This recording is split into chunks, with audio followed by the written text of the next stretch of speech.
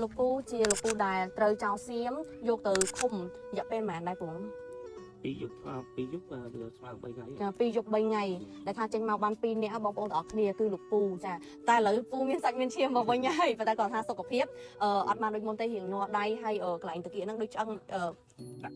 ដាក់ដៃបងប្អូនទាំងអស់គ្នាដាក់ដៃអញ្ចឹងអត់ទាន់ជាមែនទេអញ្ចឹងលោកពូមកសម្រាប់ព្យាបាលចាលោកពូនៅតាមវីដេអូនឹងគឺជាលោកពូដែលត្រូវពួកសៀមចាប់ការពីសង្គ្រាមលើកទី1លោកពូគឺជាលោកពូម្នាក់ដែលអង្គុយលើអតេះរុញពាក់ម៉ាស់ហ្នឹងណាអ្នកទាំងអស់គ្នាអាចមើលនៅក្នុងវីដេអូនេះបាននេះហើយគឺជាគាត់បន្ទាប់ពីលោកពូត្រូវពួកចៅសៀមចាប់យកទៅគេក៏បានដោះលែងគាត់មកវិញប៉ុន្តែសុខភាពគាត់ឥឡូវក៏នៅតែមិនទាន់ជាសះស្បើយស្រួលមកវិញដែរគាត់ឥឡូវនេះនៅមានជំងឺជាប់ខ្លួនក៏ដូចជាមានដូចជាការដាក់ដែកនៅកន្លែង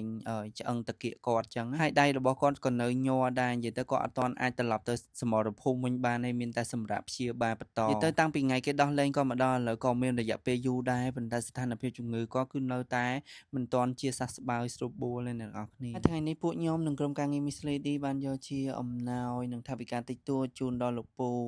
ហើយនឹងធ្វើការសំណេះសំណាលពីស្ថានភាពជំងឺរបស់គាត់ចឹងណាប៉ុន្តែពួកខ្ញុំអត់អាចប្រាប់ទីតាំងថាលោកពូនៅកន្លែងណានៅមណ្ឌលមួយណាបានទេអ្នកនរគ្នាដោយសារតែយើងចង់ថែរក្សាសុវត្ថិភាពរបស់គាត់ដូចគ្នា